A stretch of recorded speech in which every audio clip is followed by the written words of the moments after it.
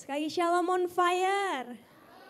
Haleluya, aku ajak kita sama-sama untuk bangkit berdiri. Kita mau sama-sama perkatakan Mazmur 91 dan akan diikuti dengan 5 arti Pentakosta ketiga.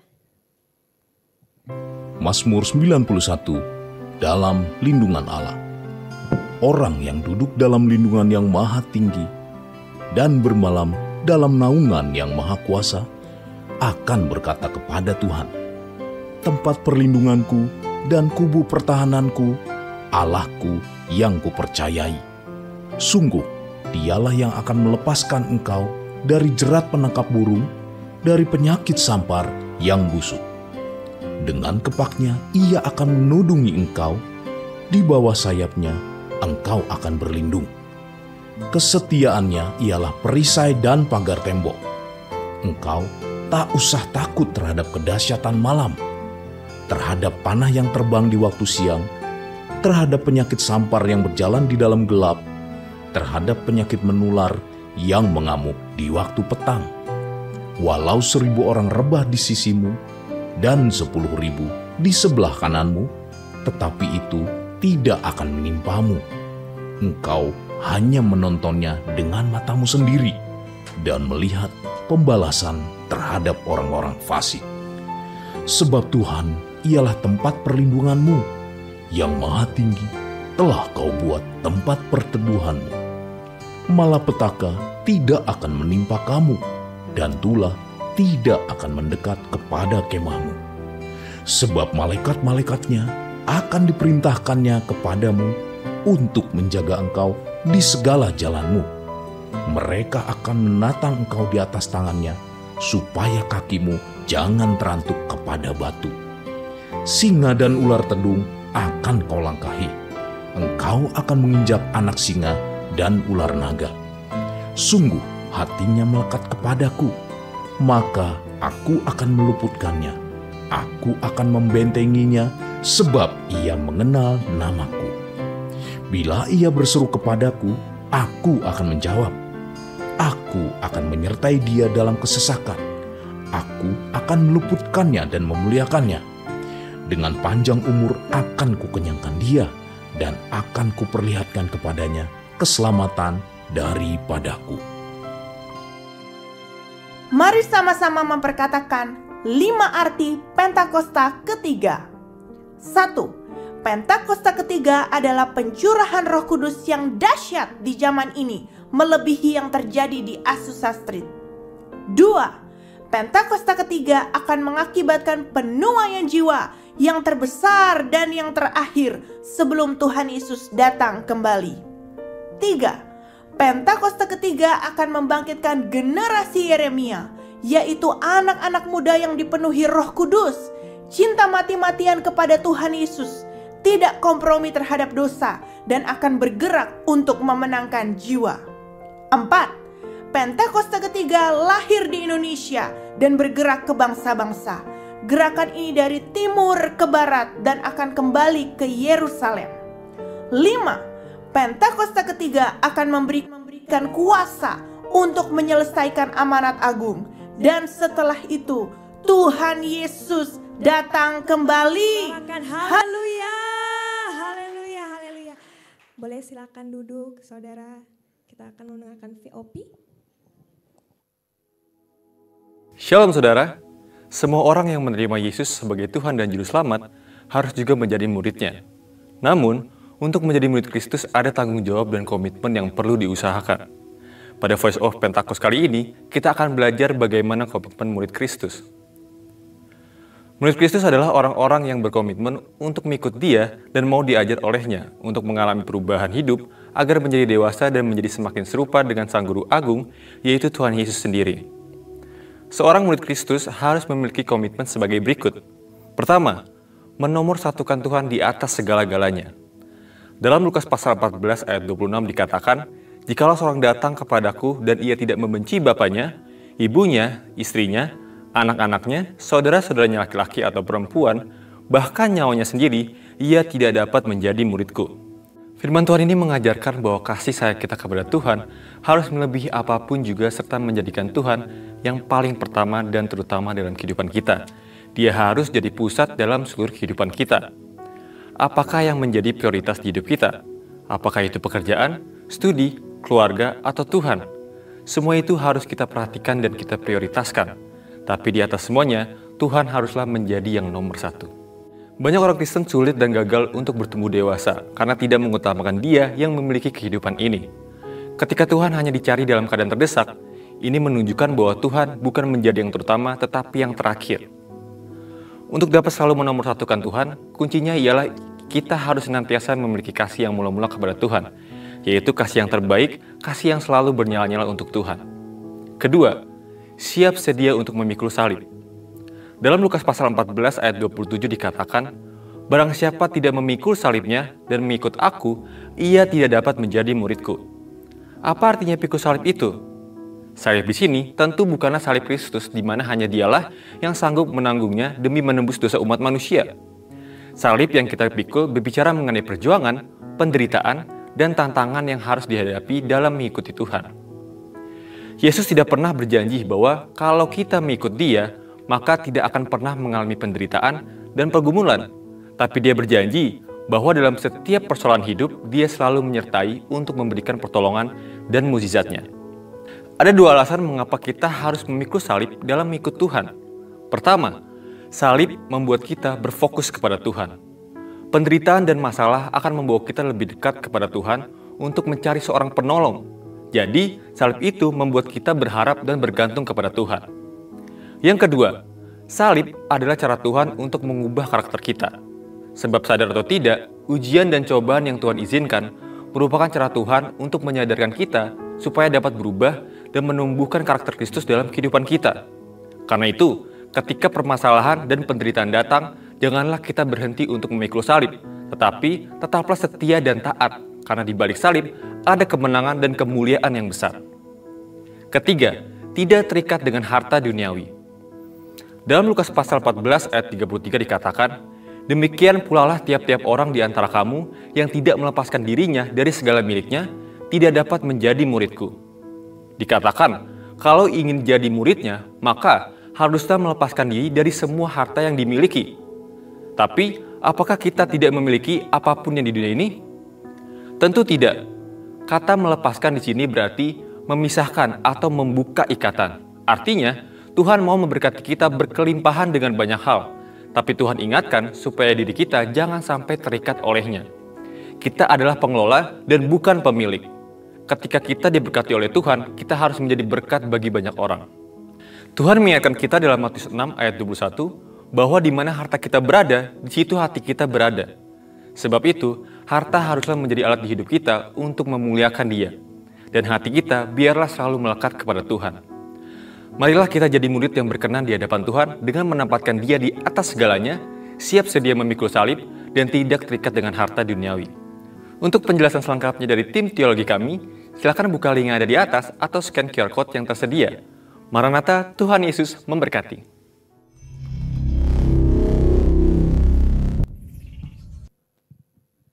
Shalom Bapak Ibu Saudara semuanya.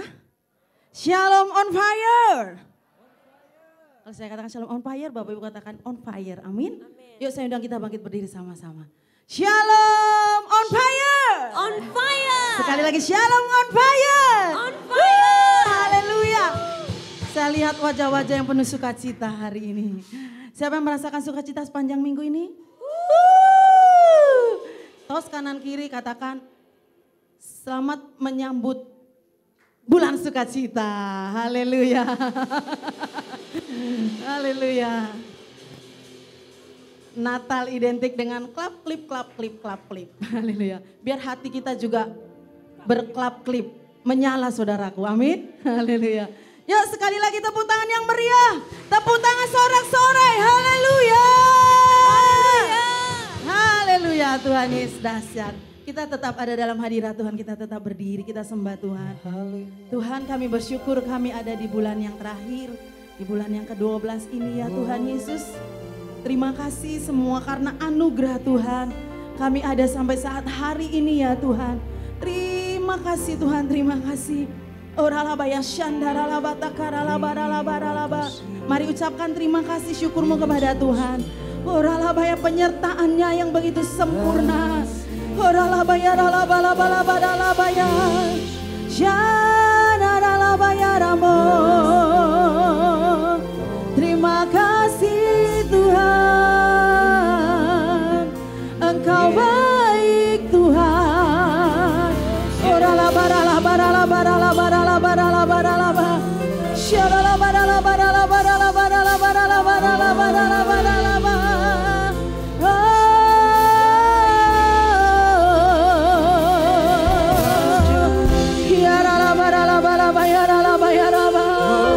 Kaulah keselamatan kami Tuhan, Kaulah perlindungan kami.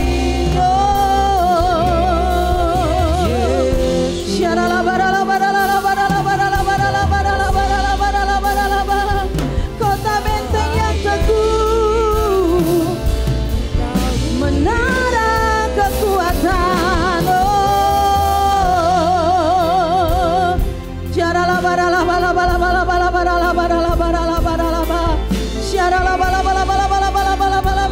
Terima kasih Tuhan.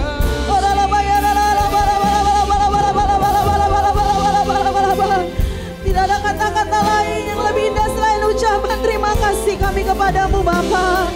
Musim demi musim kami lewati Tuhan, bersamamu Tuhan.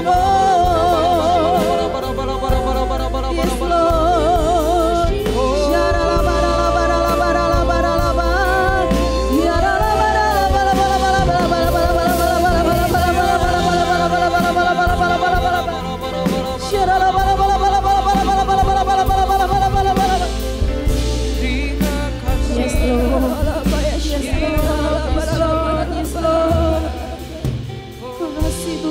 Terus kejar Engkau Tuhan, terus tenggelamkan kami dalam hadirat-Mu ya Tuhan. Terima kasih Bapa. Mari silakan duduk kembali Bapak Ibu Saudara.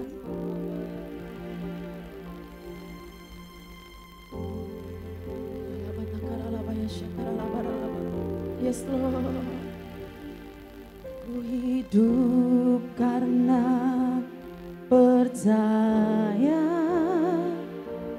Kau yang berjanji setia, pengharapanku selalu ada di dalam-Mu. Ku tidak akan menyerah meski dalam kesesakan. Seluruh hidupku dalam genggaman-Mu.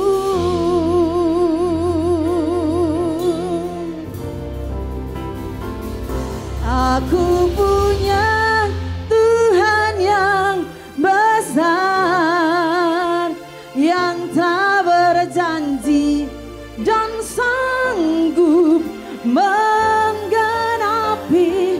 Imanku bersepakat percaya kuasa-Nya. Ku terima sekarang kemenangan dari-Mu. Tepuk tangan buat Tuhan Yesus. Ku hidup karena percaya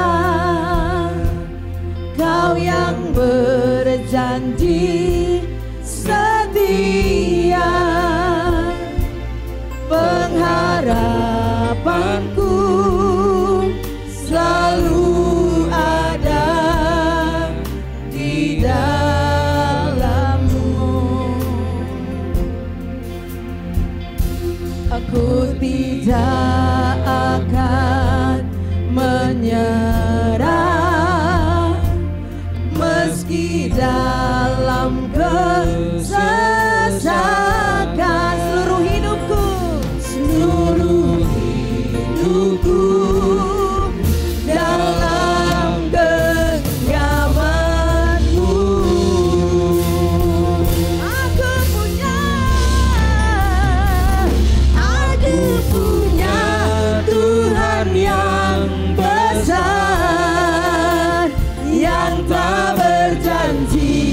dan sanggup menggenapi. Katakan, imanku bersepakat, percaya kuasanya. Ku terima sekarang kemenangan darimu. sekali lagi tepuk tangan yuk buat Tuhan Yesus dahsyat. Ku hidup karena percaya, Kau yang berjanji setia. Pengharapanku selalu ada di dalam-Mu. Aku tidak akan menyerah meski dalam kesesakan ya Tuhan. Meski dalam kesesakan, Seluruh hidupku, hidupku dalam genggaman-Mu.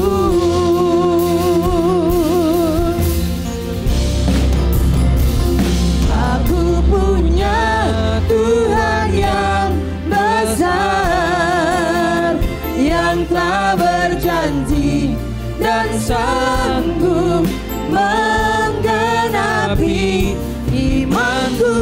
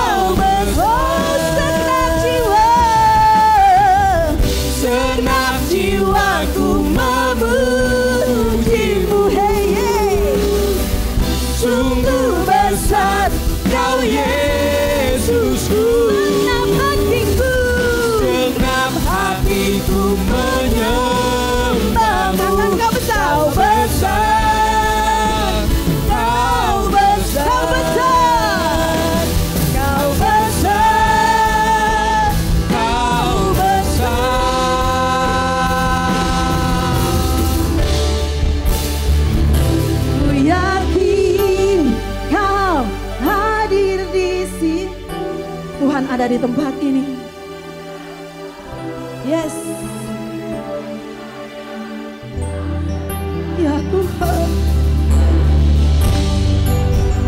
Nyata di sini kemenangan terjadi di sini.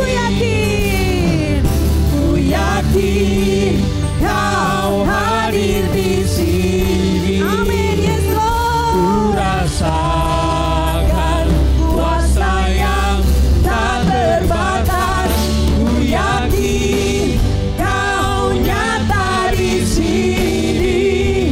Kemenangan terjadi di sini. Mari bangkit berdiri sama-sama.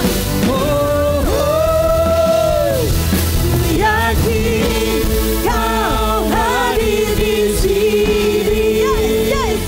Ku rasakan kuasa yang tak terbatas. Ku yakin Kau nyata di sini. Kemenangan terjadi di sini.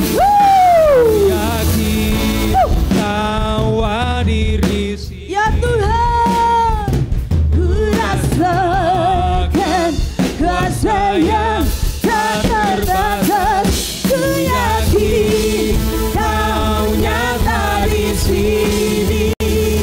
Kemenangan terjadi di sini. Aku yang yakin katakan, Kau hadir di sini. Amin, yes. Ku rasakan kuasa yang tak terbatas. Ku yakin Kau nyata di sini. Kemenangan Terjadi di sini. penuaian Terjadi di sini. terobosan Terjadi di sini.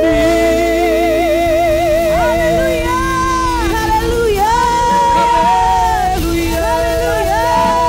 Terjadilah sesuai iman kami. Kami pasti menang. Ujung-ujungnya menang. Haleluya. Terima kasih Tuhan. Kami mau terus memuji-muji Engkau di tempat ini ya Tuhan. Mari kita siap muji Tuhan. Sama-sama katakan amin. Sorak-sorai buat Tuhan. Sorakan haleluya. Serukan. Yuk kita lompat 3 kali. Sambil katakan Yesus dahsyat. Amin. 3, 4. Yesus dahsyat. Yesus dahsyat. Yesus dahsyat. Haleluya. Belum Bapak Ibu.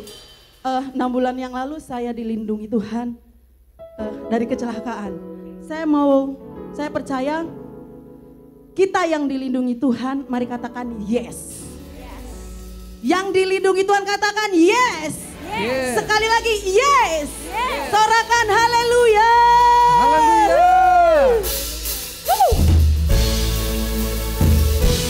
Kita menari yuk.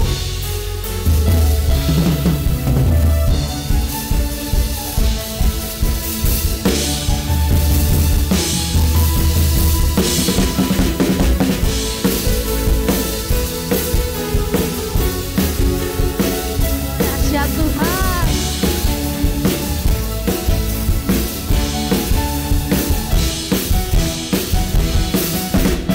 Bila topan keras melanda hidupmu, amin. Bila putus asa dan letih lesu, berkat Tuhan, berkat Tuhan satu-satu itulah. Kau niscaya kagum oleh kasih-Nya. Bila topan keras melanda hidupmu, bila putus asa dan letih lesu, berkat Tuhan satu-satu itulah. Kau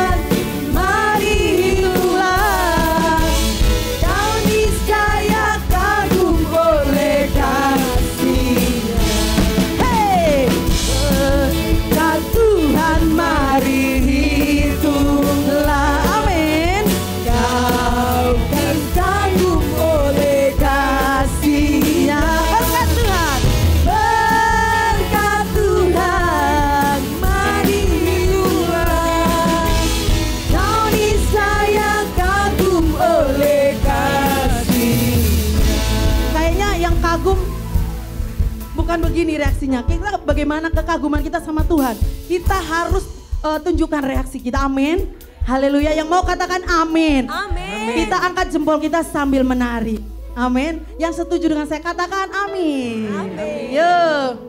Berkat Tuhan mari hitunglah. Asik. Kau kan kagum oleh kasih-Nya. Berkat Tuhan mari hitunglah. Kau niscaya kagum oleh sekali lagi. Hey! Berkat Tuhan. Asik, jos. Kau kan kagum oleh kasih-Nya. Berkat Tuhan mari hitunglah.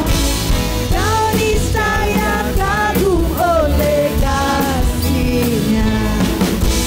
Berkat Tuhan mari hitunglah. Kau niscaya kagum oleh kasih-Nya. Berkat Tuhan mari hitunglah. Kau niscaya kagum oleh kasih-Nya.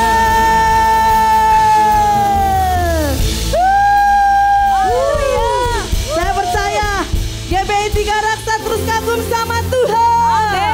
Sorakan haleluya. Dahsyat. Kita mau terus mengucap syukur apapun yang terjadi dalam hidup kita. Amin. Kita masuk 2025 nanti.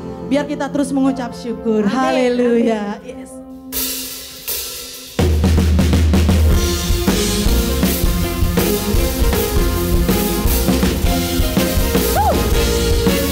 Tepuk tangan yuk.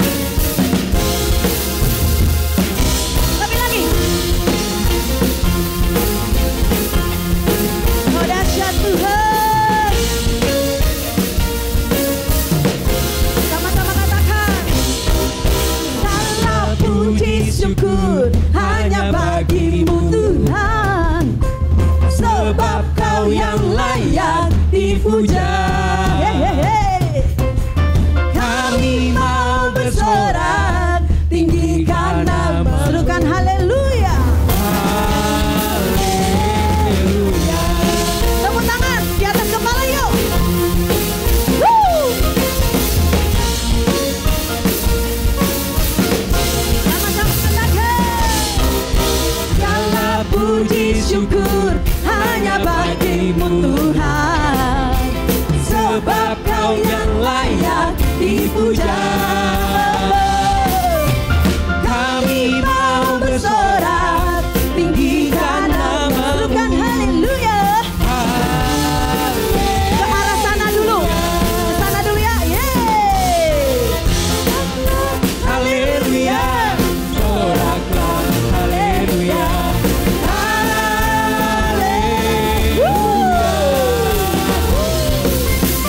Sorak. Tepuk tangan. Haleluya. Asik.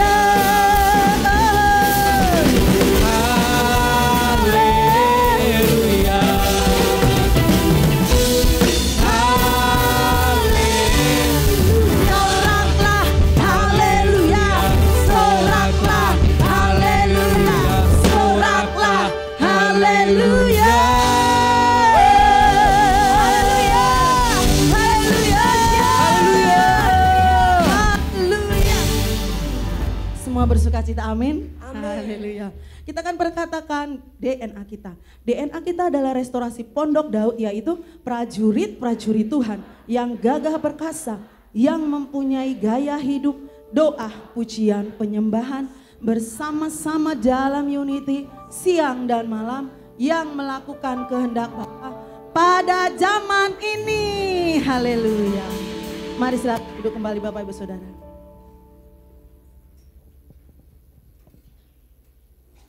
Terima kasih Tuhan Yesus. Engkau melihat dari tempatmu yang maha tinggi. Bagaimana Tuhan Kau disenangkan di tempat ini Tuhan Yesus. Bagaimana Engkau dipuji-puji, disanjung, ditinggikan, diagungkan, dimuliakan Tuhan. Terima kasih Bapa. Kami bersyukur mengenal Engkau secara pribadi. Apapun Tuhan pergumulan kami pasti punya jalan keluar ya Tuhan. Karena Engkau jalan itu. Terima kasih Tuhan. Yes Lord.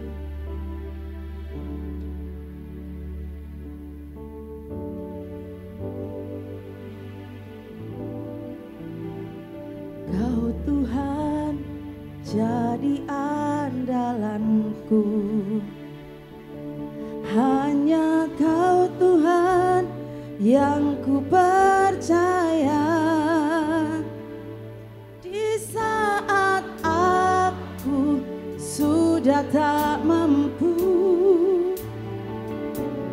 hanya Yesus sanggup melakukannya.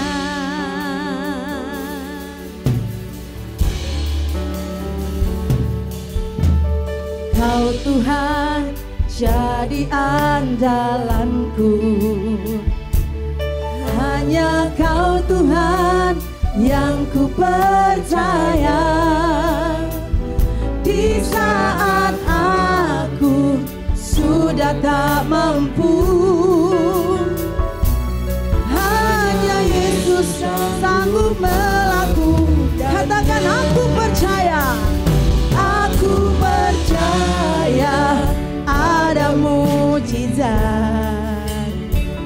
Aku percaya. Ini iman kami Tuhan. Yes.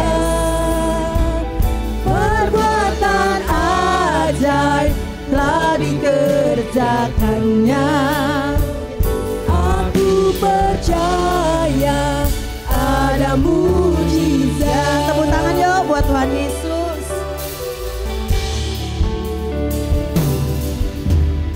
Kau Tuhan jadi andalanku. Hanya Kau Tuhan yang ku percaya. Di saat aku sudah tak mampu ya Tuhan, hanya Yesus sanggup melakukan. Biar saudara saja katakan aku percaya.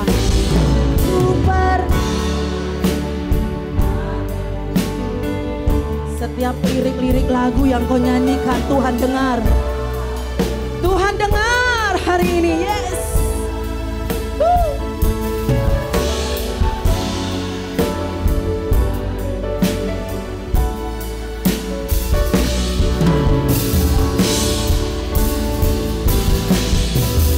Sama-sama bangkit berdiri. Aku percaya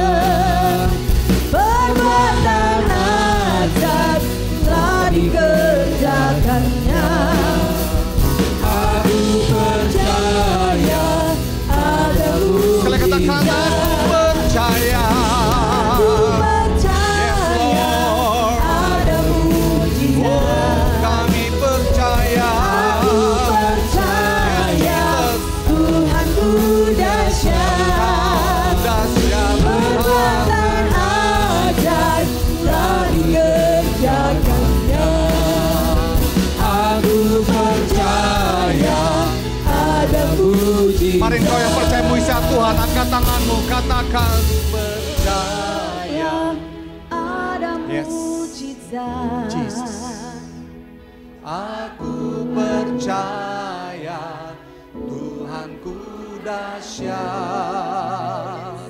perbuatan ajaib telah dikerjakannya. Aku percaya adamu. Sekali katakan, aku percaya. Percaya ada mujizat. Jesus, kami percaya Tuhan. Mari naikkan pujian ini menjadi doa kita pada pagi hari ini Tuhan. Yes, telah dikerjakannya. Aku percaya Ada mujizat. Mari semua berbahasa roh, berbahasa roh, berbahasa roh. Syada papa papa papa papa.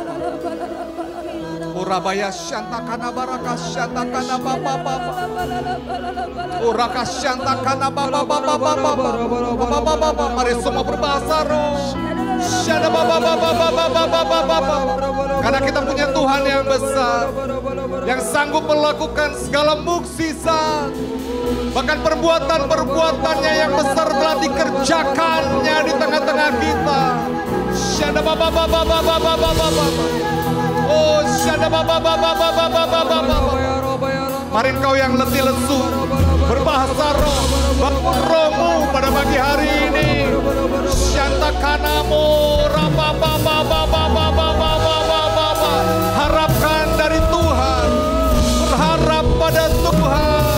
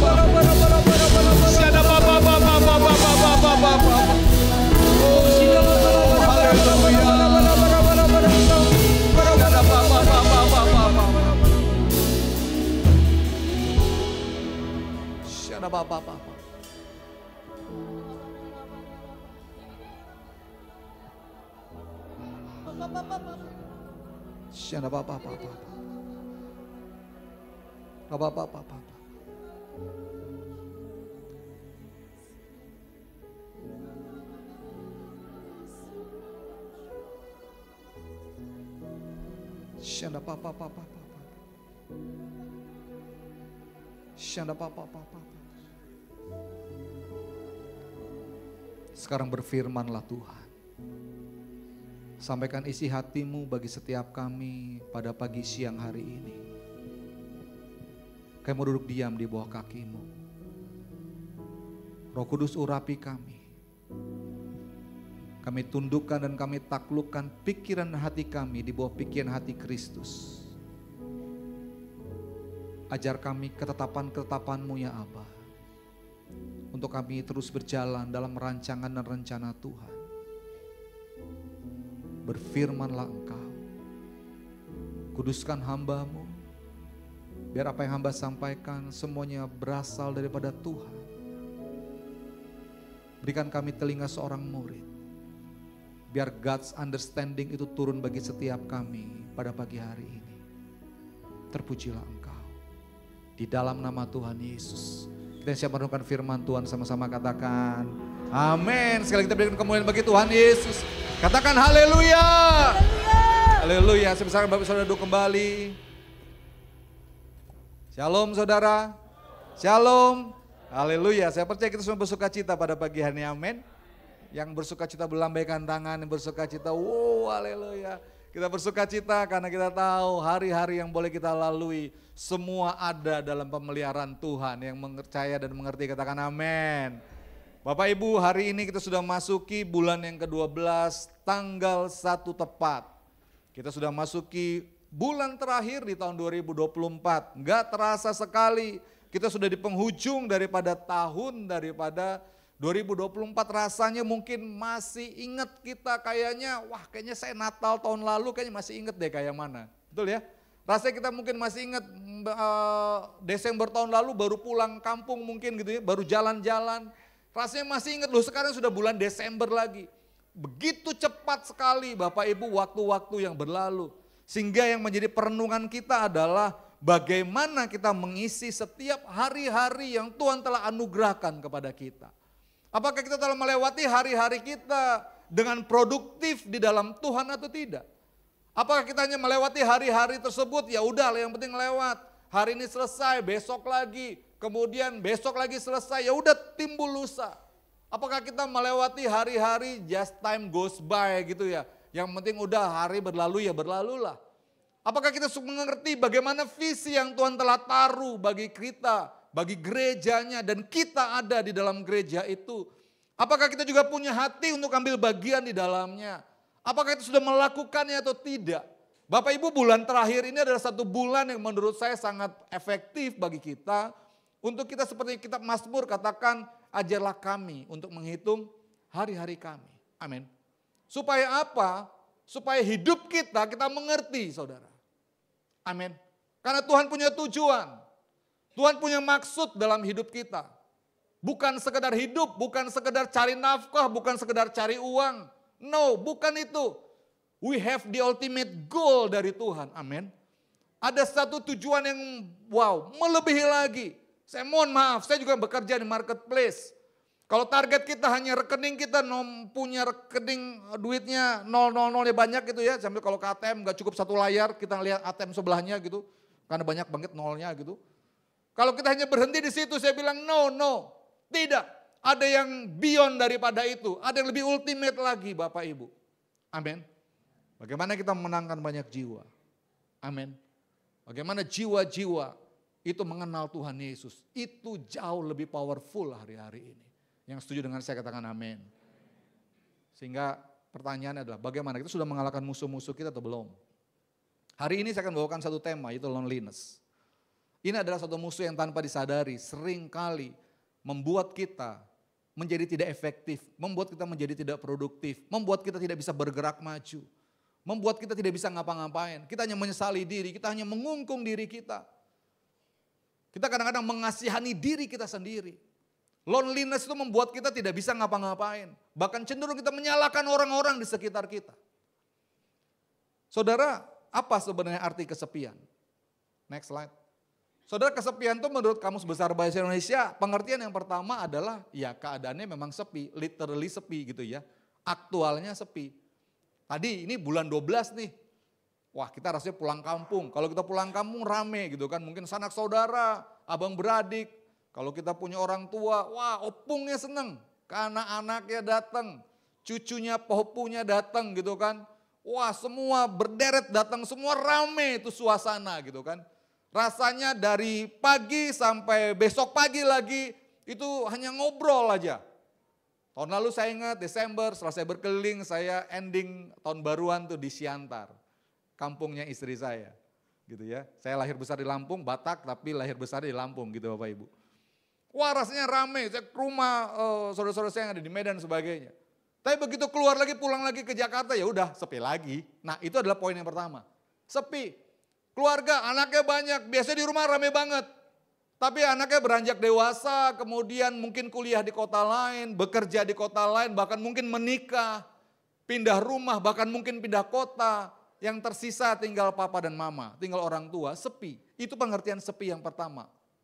Pindah rumah, tadinya kita di komplek yang hingar-bingar gitu kan, wah tangganya rame. Tiba-tiba kita pindah ke komplek lain yang perumahannya sunyi. Orangnya senangnya di rumah semua, wah sepi. Itu sepi yang pertama. Tapi ada sepi yang kedua, yaitu perasaan sunyi. Nah ini yang mau kita bahas pada siang hari ini. Perasaan sunyi adalah, kan sini katakan kesepian juga dapat diartikan sebagai kondisi pikiran di mana seseorang merasa sendiri. Perasaannya yang sendiri, aktualnya belum tentu dia sendirian. Hari ini mungkin kita, ya mungkin berapa, katakanlah 100 orang. 100 orang itu bukan hal yang sepi. Tetapi mungkin ada di antara kita, semoga tidak ada ya, ini hanya imajinasi saja. Mungkin ada yang merasa, aku sepian. Rasanya aneh kan? Bapak Ibu pernah nonton bola di GBK? Gelora Bung Karno? Itu puluhan ribu orang di sana. Sepi enggak?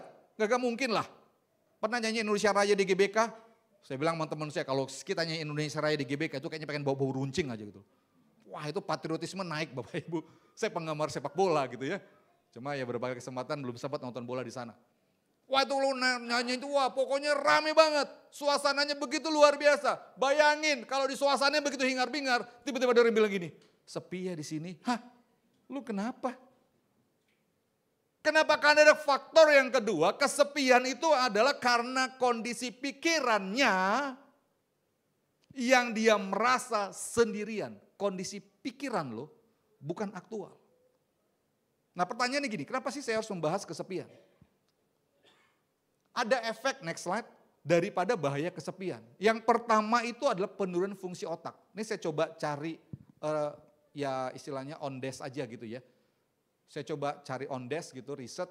Ternyata satu dikatakan efek bahaya kesepian itu ada penurunan fungsi otak. Orang yang kesepian itu dikatakan akan mengalami kesulitan untuk berpikir, mengingat, menilai, dan memecahkan masalah. Kenapa? Karena dia perasaannya sepi. Bukan sekali lagi yang kesepian aktual sepi, tidak. Tapi yang dia berpikir dia kesepian, itu ternyata fungsi otaknya bisa menurun. Susah nginget. Rasanya memecahkan masalah, rasanya nggak bisa, semua rasanya berat. Itu poin pertama. Yang kedua, bahaya kesepian adalah penurunan sistem imun. Orang yang kesepian cenderung sistem imunitasnya itu menjadi lebih lemah. Gampang sakit, dikit-dikit pilek gitu ya. Dikit-dikit keluar dikit pilek, aduh. Minum es, ya kalau esnya dingin banget mungkin ya pasti pilek mungkin gitu. Tapi ini baru airnya dingin dikit, wah udah pilek. Pokoknya gampang banget sakit. Ternyata kesepian ini menurunkan sistem imun. Dan yang ketiga yang sangat berbahaya adalah ternyata kesepian itu bisa berdampak kepada depresi. Tahu depresi Bapak Ibu ya? Depresi adalah ketakutan yang sudah terakumulasi dengan begitu banyak depresi. Banyak depresi yang terjadi. Depresi takut dengan keramaian. Ada orang ramai langsung takut, dia menghindar. Depresi itu bermacam-macam. Kalau sudah masuk ke level ini, itu sudah sungguh berbahaya. Tadi saya sampaikan di ibadah 1, kita dikejutkan kejadian, saya lupa kemarin atau Jumat gitu, tapi baru 2-3 hari. Mungkin Bapak Ibu juga dengar di di sosmed atau mungkin di berita online. Ada seorang remaja, dia juga jauh-jauh dari kita Bapak Ibu di Lebak Bulus. Seorang remaja usia SMA kelas 1, kalau saya nggak salah SMA kelas 1. Itu tiba-tiba dia membunuh ayahnya dan neneknya yang lagi tidur. Saya dengar di radio, psikolog lagi nanya, ini apa motifnya apa, belum ketemu. Belum ketemu motifnya apa. Mungkin depresi, tapi depresi karena apa, enggak tahu. Tapi saya mau bilang begini loh, ini adalah keadaan yang ada di sekitar kita. Bapak Ibu kenapa tiba-tiba saya menyiapkan satu khotbah judulnya loneliness, ini gak ujung-ujung. Saya ketemu dengan beberapa jemaat, ketemu dengan beberapa orang gitu ya. Kemudian saya mendapatkan sesuatu, wow. Ini ada satu masalah ternyata yang tanpa disadari anak-anak Tuhan, yaitu itu tadi, dia merasa sendirian. Ini bukan masalah yang bisa dianggap remeh, ini efeknya. Nah sekarang slide berikut penyebabnya apa? Kenapa sih orang bisa merasa kesepian? Walaupun mungkin rame aktualnya. Pertama adalah itu karena ada perasaan gagal.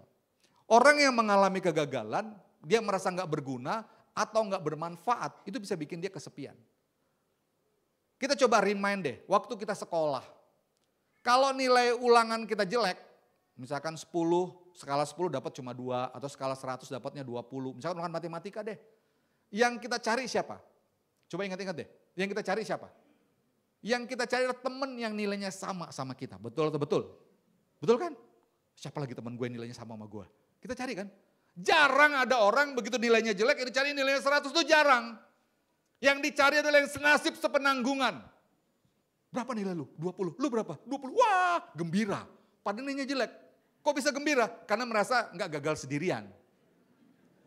Ya ada baik-baiknya lah sedikit lah ya. Minimal dia bisa happy di atas penderitaannya dia. Tapi bayangkan Bapak Ibu, pada saat dia lagi cari keliling orang yang nilai sama dia, nggak ketemu. Berapa nilai lu? 50, wah masih lebih bagus gue 20. Cari lagi yang lain berapa? 70, wah makin minder dia. Ketemu berapa? 90, 100, aduh. Akhirnya apa? Dia menyendiri sendirian. Orang yang gagal, yang merasa nggak bermanfaat, yang merasa nggak bisa apa-apa, itu cenderung itu akan menyendiri, dia menarik dirinya dari orang lain. Bapak Ibu pernah merasakan begitu? Ada di satu lingkungan, aduh dia jago ini, dia jago itu, dia bisa ini, dia bisa itu. Aduh aku gak bisa apa-apa. Rasanya saya gak cocok nih ketemu sama mereka. Ada rasa minder, rendah diri. Kemudian kita mulai menyendiri, menarik diri dari lingkungan. Itu penyebab yang pertama. Penyebab yang kedua, tidak adanya support system.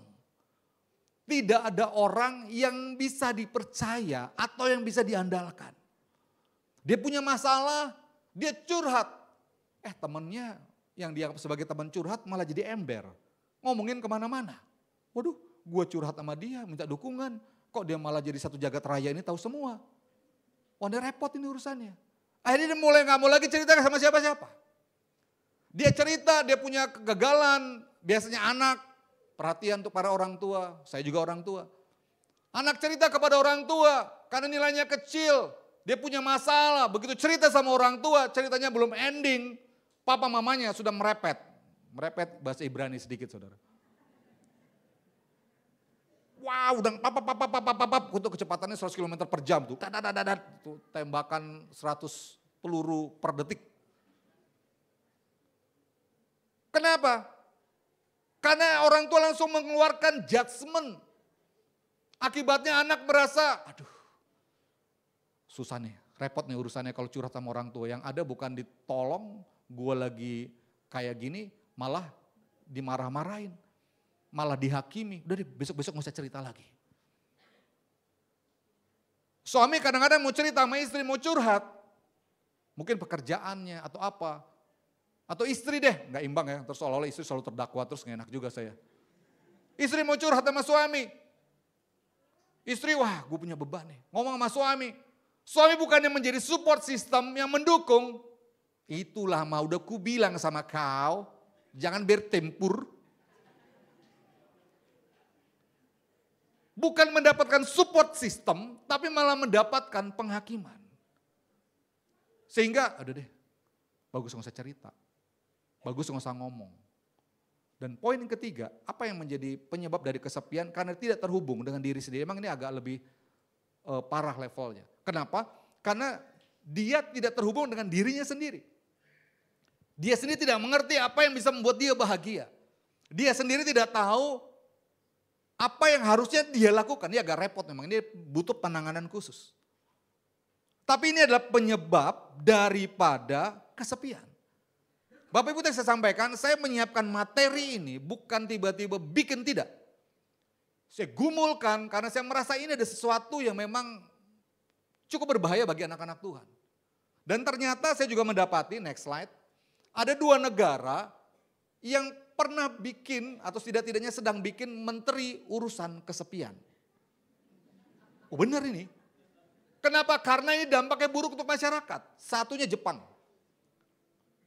Tahun 2021 mereka bikin, saya nggak tahu 2024 masih ada atau tidak. Saya coba-coba baca di Google, kok nggak ada ya, lama-lama capek juga kan ngeriset banyak banget. Saya tanya sama ChatGPT, udah pernah pakai ChatGPT kan? Saya tanya aja sama ChatGPT, tahun 2024 Jepang masih punya menteri ini nggak? Sama ChatGPT dijawab, tahun 2024 masih ada, bla bla bla bla, oh masih ada. Satu negara berikut, itu Inggris. Inggris itu pernah punya menteri yang ngurusin kesepian, tahun 2018. Tapi ternyata menterinya nggak bertahan lama, tahun itu juga kalau saya nggak salah mengundurkan diri. Kemungkinan karena dia kesepian juga. Akhirnya dia pikir, udah deh kayaknya nggak seru juga menteri ini, mengundurkan diri aja. Karena ngurusin kesepian, lama-lama dia kesepian sendiri. Bapak Ibu ini bukan hal yang bisa dianggap remeh. Jepang itu bikin undang-undang yang memang memerangi masalah kesepian. Jepang itu punya masalah kenapa? Orangnya umurnya panjang-panjang. Bapak Ibu di Jepang itu kalau umur 80 itu bukan sesuatu yang hebat. Artinya karena apa? Rata-rata umur 80 itu ya sudah lazim gitu ya. Mereka umur bisa 100, bisa lebih-lebih. Mereka umurnya panjang-panjang. Masalahnya adalah umur panjang gak punya teman. Aduh. Bisa dibayangin. Saya setiap Jumat pagi itu saya main tenis supaya bugar gitu kan. Salah satu yang memotivasi saya main, tahu Bapak Ibu, saya itu bermain ada 2 lapangan, di lapangan saya di bawah. Sebelah lapangan saya yang main itu usianya itu 70-an tahun. Mereka mainnya itu masih kenceng-kenceng. Jumat kemarin saya main dengan usia yang sudah pensiunan, bapaknya sudah usia 60-an. Kasih bola jauh-jauh, dia masih bisa kejar. Wah, saya salut juga Bapak itu. Saya bilang sama dia, Pak, saya salut sama Bapak. Bola gitu masih kejar gitu. Umurnya panjang-panjang di Jepang Bapak, tapi mereka punya masalah dengan kesepian. Sehingga kesepian ini bukan sesuatu yang bisa kita anggap remeh. Next slide. Sehingga pertanyaannya adalah, kalau itu melanda kita sedang merasa sepi, apa dan bagaimana yang harus kita lakukan? Nah, kita masuk dalam firman Tuhan, slide selanjutnya. Kita lihat dalam 1 Raja-Raja pasal ke-19, ayat 1 sampai dengan ayat yang ke-4. 1 Raja-Raja pasal 19, ayat 1 sampai 4 saya bacakan. Ketika Ahab memberitahukan kepada Izebel segala yang dilakukan Elia dan perihal Elia membunuh semua nabi itu dengan pedang, ayat 2. Maka Izebel menyuruh seorang suruhan mengatakan kepada Elia, beginilah kiranya para Allah menghukum aku, bahkan lebih lagi daripada itu, jika besok kira-kira pada waktu ini, aku tidak membuat nyawamu sama seperti nyawa salah seorang dari mereka itu. Ayat 3. Maka takutlah Elia,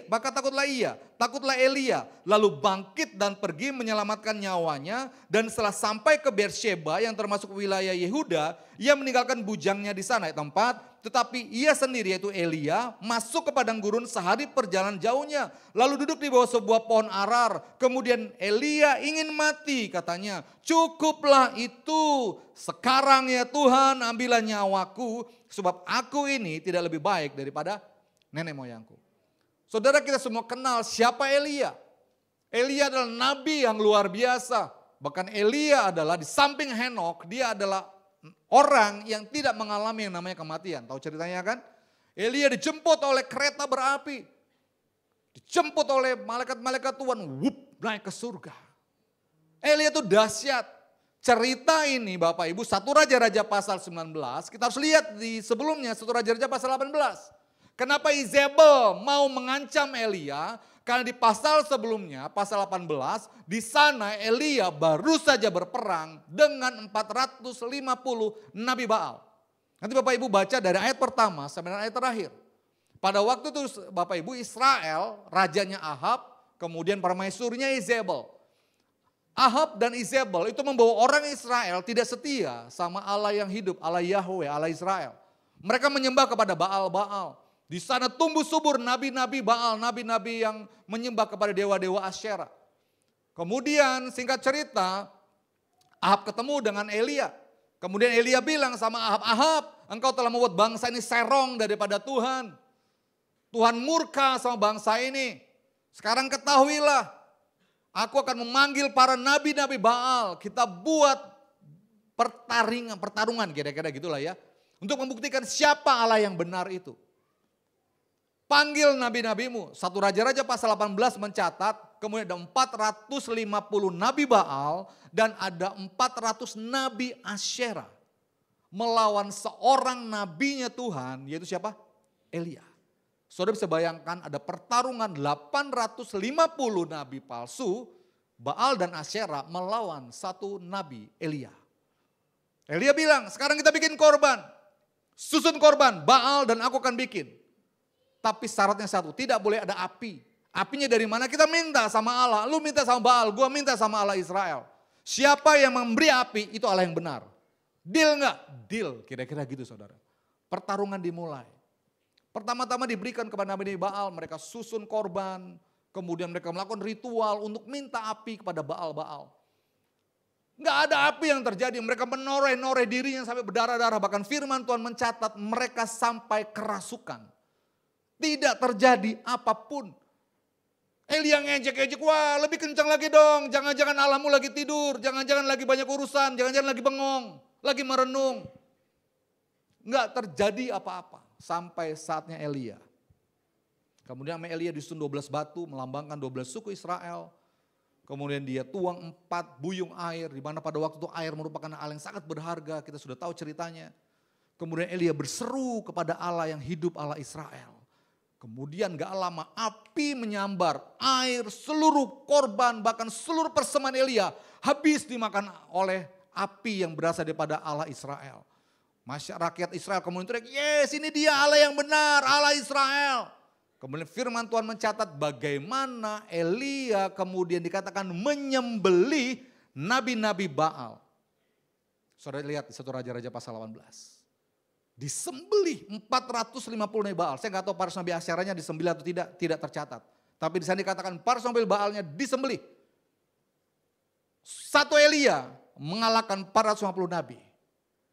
Kemudian hal ini kedengeran sama Izebel karena Ahab cerita sama istrinya. Dan Ahab tergolong suami-suami takut. Yes. Dia cerita sama istrinya, begini. Nah kemudian keluarlah seperti 1 Raja-Raja pasal 19 ayat yang kedua. Besok lu lihat deh Elia, kalau nasib lu gak sama dengan nabi yang habis saja kau bunuh itu. Dan ayat ketiga mencatat, maka takutlah siapa?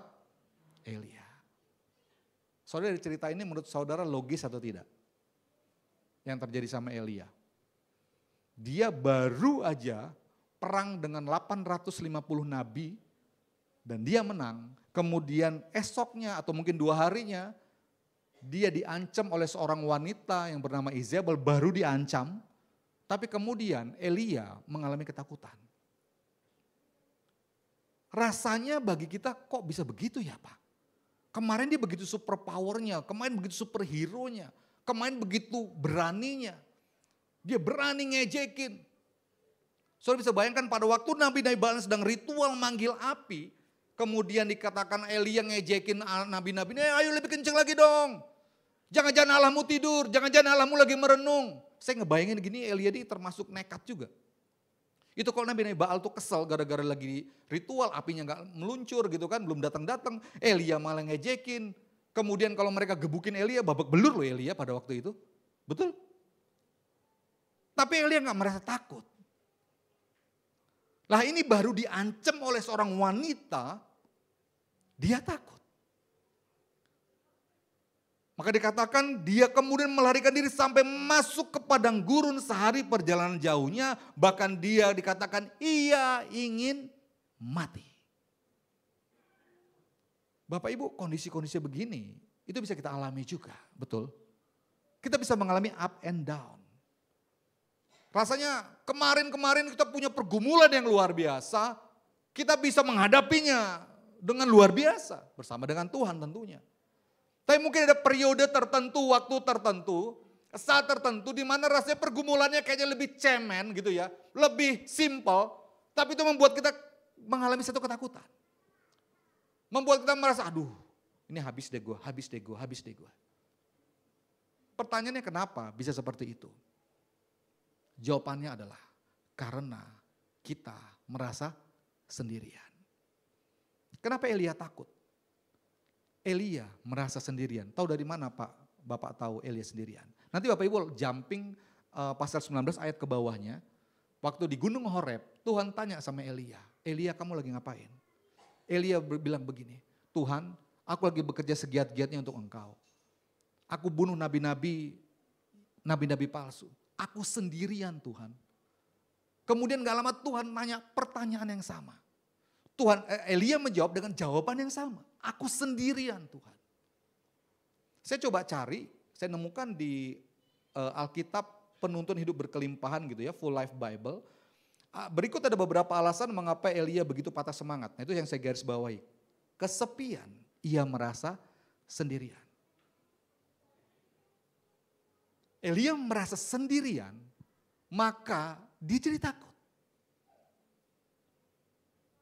Kita takut karena kita merasa nobody cares about us. Merasa sendirian. Kemudian apa yang Elia lakukan pada waktu dia merasa seperti ini? Dikatakan apa? Ia berseru kepada Tuhan. Cukuplah itu sekarang ya Tuhan, ambillah nyawaku sebab aku ini tidak lebih baik daripada nenek moyangku. Next slide. Sehingga pada saat engkau sedang merasa sendirian, yang engkau harus lakukan, saya harus lakukan adalah berteriaklah sama Tuhan. Amin. Cry out to God. Saudara tanya, Pak format teriakannya kayak mana? Enggak pakai format-formatan. Amin. Yang namanya kita ngadu sama bapak kita, itu pakai format atau tidak?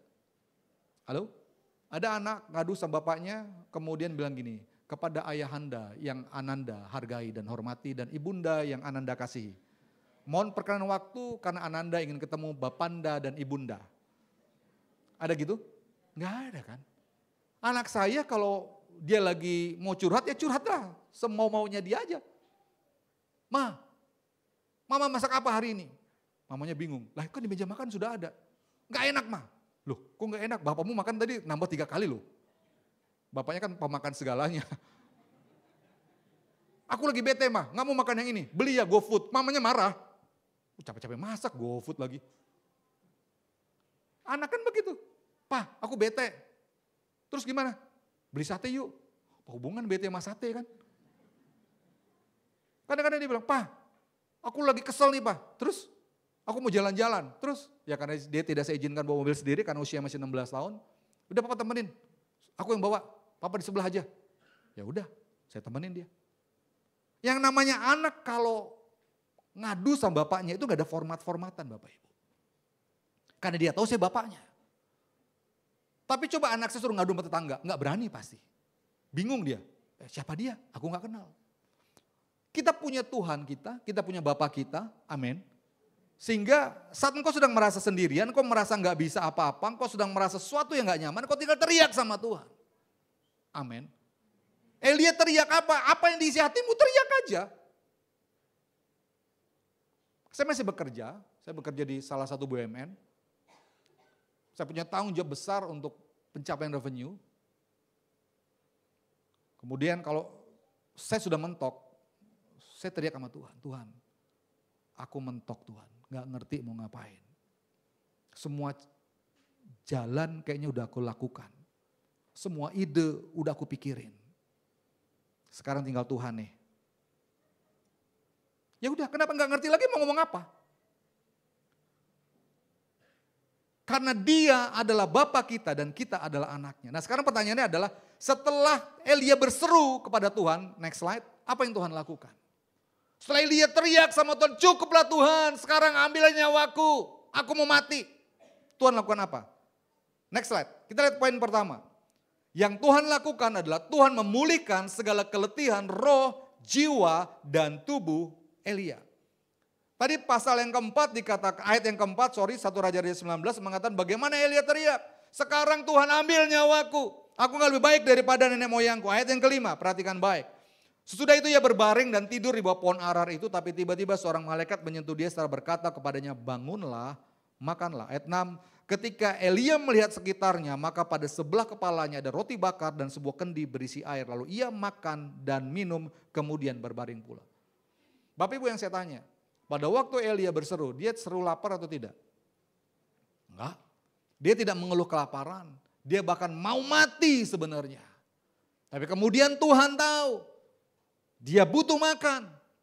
Maka diutuslah malaikat Tuhan untuk memberikan makan kepada Elia. Bapak Ibu pada waktu Elia masuk ke padang gurun, kalau Bapak Ibu lihat tadi ayat yang ketiga, ayat yang keempat, bujangnya Elia disuruh nunggu di sana. Elia masuk sendirian. Dia gak ngasih tahu siapapun dia mau kemana dan bagaimana yang mau dilakukan, dia gak ngasih tahu siapapun. Bahkan bujangnya, PA-nya lah gitu ya, kalau bahasa sekarang personal assistant-nya dia tuh disuruh nunggu di sana. Dia masuk sendirian. Tapi saya mau bilang begini, kemanapun engkau pergi, Tuhan tahu engkau ada di mana. Amin. Amin. Tuhan tahu di mana ada Elia. Dan Tuhan tahu dia belum makan. Makanya Tuhan kutus malaikatnya untuk ngapain?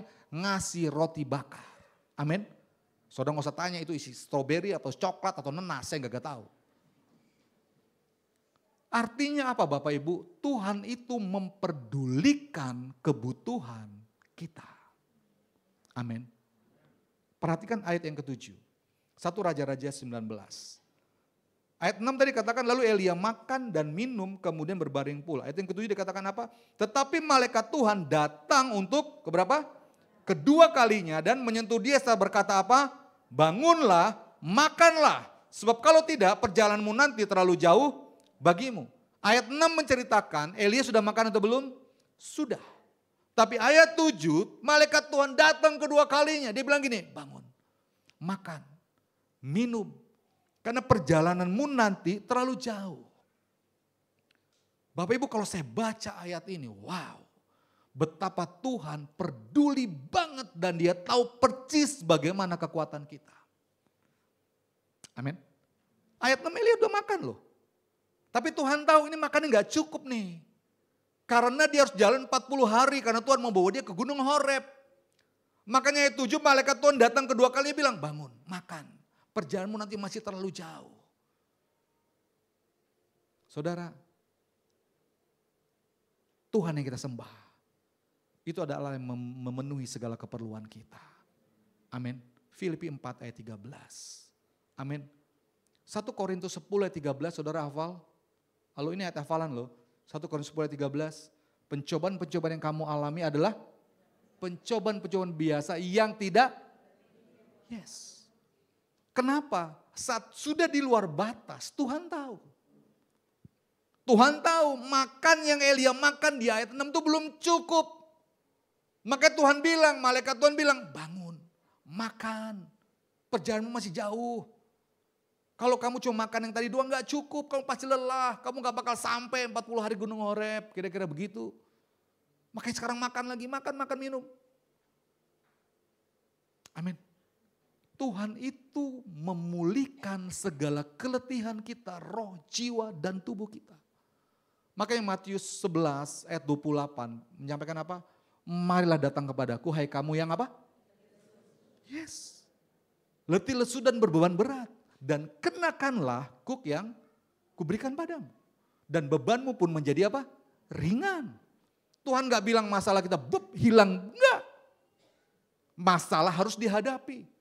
Tapi kalau kita pakai kuk yang Tuhan kasih, beban itu, masalah itu menjadi apa? Menjadi ringan. Amin. Tuhan tahu sehingga apa yang menjadi kekhawatiran kita Bapak Ibu pada hari-hari ini. Engkau berteriak untuk keperluan biaya anak sekolah. Engkau berteriak untuk keperluan segala kehidupanmu, Tuhan akan berikan. Elia gak teriak itu aja, Elia pengennya mati. Tuhan tahu dia perlu makan dulu, dikasih makan sama Tuhan. Amin. Setelah tubuhnya dipulihkan oleh Tuhan, apa yang Tuhan lakukan? Next slide. Tuhan hampiri Elia. Pada waktu Elia sampai di Gunung Horeb, Tuhan hampiri Elia. Tuhan tanya Elia, kamu lagi ngapain? Elia bilang, aku bekerja segiat-giatnya untukmu Tuhan. Aku baru jangan bunuh nabi-nabi Baal. Sekarang aku sendirian. Kemudian Tuhan dikatakan apa? Kemudian Tuhan tuh menampakkan dengan segala kemegahannya. Dikatakan maka Tuhan lalu angin besar dan kuat yang membelah gunung-gunung, memecahkan bukit-bukit batu, mendahului Tuhan. Kemudian dikatakan pada ayat yang ke-13, Tuhan tanya lagi sama Elia, apa kerjamu di sini hai Elia? Ayat 14, Elia menjawab dengan jawaban yang sama seperti dengan ayat yang ke-10. Aku bekerja segiat-giatnya untukmu Tuhan. Tapi saudara tahu yang menjadi pembeda apa di sini? Tuhan sudah menyatakan dirinya sama Elia. Amin. Roh Elia menjadi kuat. Kenapa? Dia ketemu Tuhan saat itu. Amin. Tuhan menampakkan, menyatakan kemegahannya, menyatakan kemuliaannya. Elia ketemu merasakan hadirat Tuhan. Sehingga apa? Bukan tubuhnya saja yang dipulihkan, tapi rohnya juga dipulihkan oleh siapa? Oleh Tuhan. Amin. Amin. Saat kita berteriak sama Tuhan, berseru sama Tuhan, maka Tuhan akan memulihkan segala keletihan roh, jiwa, dan tubuh kita. Amin. Poin yang kedua, setelah Tuhan memulihkan segala keletihan roh, jiwa, dan tubuh kita, apa yang Tuhan lakukan setelah Elia berseru sama Tuhan? Next slide. Poin yang kedua adalah Tuhan mengembalikan Elia ke dalam jalur dan rencananya Tuhan. Lihat tadi dikatakan, setelah Tuhan tanya ayat 13, apa kerjamu di sini Elia? Ayat 14 Elia menjawab, ya aku sedang bekerja sekuat-kuatnya untuk engkau Tuhan. Aku tinggal sendirian. Dan ayat 15, Tuhan itu enggak memperdulikan jawaban Elia. Tuhan tuh ngomong gini, wah iya ya, waduh kamu udah membunuh nabi-nabi Baal. Enggak. Perhatikan ayat 15, firman Tuhan kepadanya, Pergilah, kembalilah ke jalanmu melalui padang gurun ke Damsyik. Dan setelah engkau sampai, engkau harus mengurapi Hazael jadi raja atas Aram. Urapi juga Yehu menjadi raja Israel. Urapi juga Elisa untuk menjadi nabi yang menggantikan engkau. Tuhan tidak terlibat dengan percakapan dengan Elia mengenai bagaimana dia bekerja giat untuk Tuhan. Bagaimana waktu Elia membunuh Nabi Baal, enggak.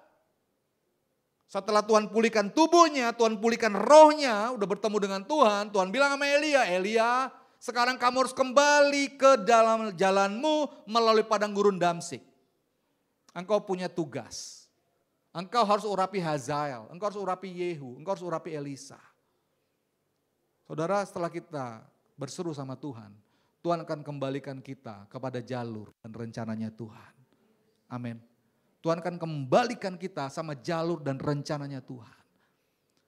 Seringkali Bapak Ibu pada waktu kita punya masalah, kita mau escape, kita mau melarikan diri atau kita pakai jalan kita sendiri tanpa kita sadari jalan kita itu menjauh dari jalannya Tuhan. Saya coba track di Google Map gitu ya. Itu bagaimana perjalanannya Elia. Elia itu sebenarnya punya penugasan terus ke Damsyik. Damsyik itu di atas. Dari Israel ternyata Elia itu ke bawah. Firman Tuhan dikatakan dia ke Berseba. Dari Berseba dia masuk lagi ke padang gurun. Sehari perjalanan jauhnya itu diperkirakan Nitzanel Sinai. Dia makin ke bawah lagi di sana. Padahal harusnya dia ke Damsyik di atas. Makanya dikatakan kembalilah engkau ke jalanmu melalui padang gurun di Damsyik. Saudara, tanpa kita sadari seringkali jalan yang kita pikir itu adalah jalan pelarian diri kita. Atau setidak-tidaknya kita pikir itu adalah jalan terbaik untuk diri kita. Tapi karena kita mau lari dari masalah kita, itu membuat kita semakin jauh daripada Tuhan. Amin. Amin. Maka Tuhan bilang, sekarang kembali ke jalanmu. Aku punya tugas untuk engkau. Ada assignment yang Tuhan mau kasih bagi saudara dan saya. Amin. Ada penugasan.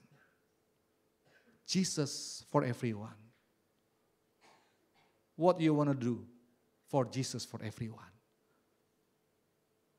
Bagian kita apa? Engkau tanya sama Tuhan.